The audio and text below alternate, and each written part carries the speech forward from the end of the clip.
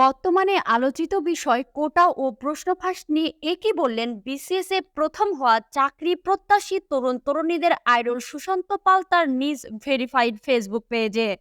চলুন দেখে আসি। তিনি তার এক পোস্টে বলেছেন, কোটা এবং প্রশ্ন ফাঁস বিষয়ে কিছু না লিখলে যদি আপনাদের খারাপ লাগে তাহলে এত কথা না বলে আমাকে আনফলো করে দিন, আরো ভালো হয় ব্লক করে দিলে। এসব নিয়ে আমি আপনার মনের মতো করে লিখব না। এটা আমার ব্যক্তিগত সিদ্ধান্ত। এত বেশি বিরক্ত করবেন না। আমি আপনার ফরমাসের চাকর নই। এভাবে সহজ করে বুঝিয়ে বলার পরও যদি বিরক্ত করে যান তাহলে বুঝবো আপনার কোনো লজ্জা শরম ও কাণ্ডজ্ঞান নেই।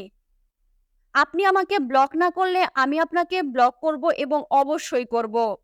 এতে আপনার সম্মান বাড়বে না, কমবে। আমি আপনাকে সম্মান করি। আপনি নিজেও নিজের সম্মান বজায় রাখুন। আপনার হাতে কাজ নেই আর আমার হাতে সময় নেই। এই কারণে আমি চাইছি না যে আপনি মনে এত কষ্ট নিয়েও আমাকে ফলো করুন।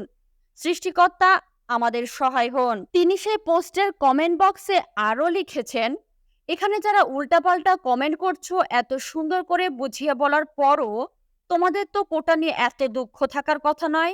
তোমরা তো এমনিতেই চাকরি পাবে না, কোটা থাক আর না থাক।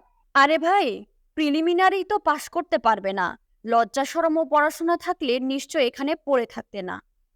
কমেন্ট এবং আনফলো করতে থাকুন অনুগ্রহ করে। মহান সৃষ্টিকর্তার কাছে প্রার্থনা আপনাদের লজ্জা হোক। আপনারা মানুষ হিসেবে ভালো, অনুরোধ করলে রাখেন।